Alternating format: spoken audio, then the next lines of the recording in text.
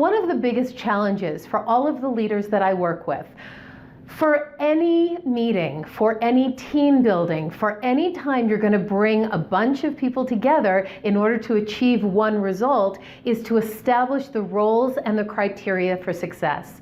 Now, it has a double layer of challenge when some people are working virtually and some people are working in the office or on site. So here are a couple of ideas that have worked with clients of mine for years for establishing roles and criteria and expectations.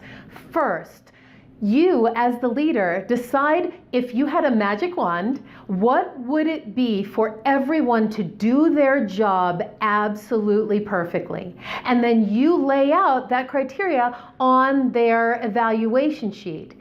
Then ask them, what does their job entail and what does it look like for them to do a good job? Once you've established that, what you'll see is that they generally are not the same. Different expectations come from different sides, from the leadership side and the team member side. And one of the best things you can do is establish the role and the criteria and what it looks like for them to be successful before any new project is taken on. Because what happens if you're in a virtual meeting or a blended meeting and there are people in the room and there are people on screen and you say, okay, who's gonna head up this project?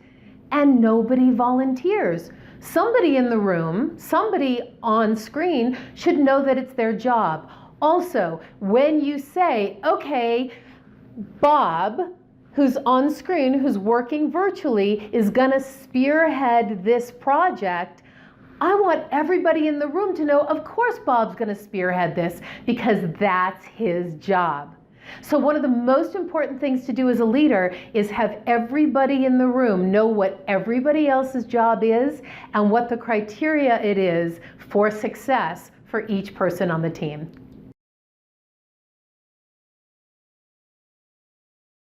After the meeting, after you've had this blended meeting, how often do you touch base with the people who've committed to getting things done during that meeting? So what I recommend is ask people.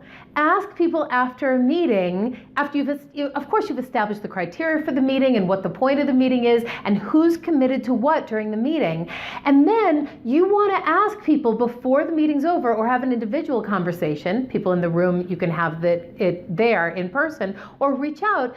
You want to ask the people, how often do you want me or us, the team, to check in with you to make sure that you're on track and everything's getting done? Because here's the thing about people. Some people want, like if they're quality time people, they're going to want you to check in with them every day. That might not work for you. So what you can then say is, okay, what if we check in twice a week? Then there are going to be some people who are going to say, you know what? We'll check in at the end of the month. Now, a little bit of a warning about that. I was coaching with a CEO and she had hired a marketing director who was in another state. And she told him what she wanted. He went off and spent 3 months on this whole marketing plan. Came back 3 months later, it was completely off base because she knew that he had a great reputation as a marketing director. What he brought her back was a sales plan, not a marketing plan. So you've got to be comfortable with how often you touch base and let the people that you're working with who are in this meeting know how often you'd like to touch base and how often it will work for them. Again, a meeting is so that we can connect and create outcomes so that everybody wins.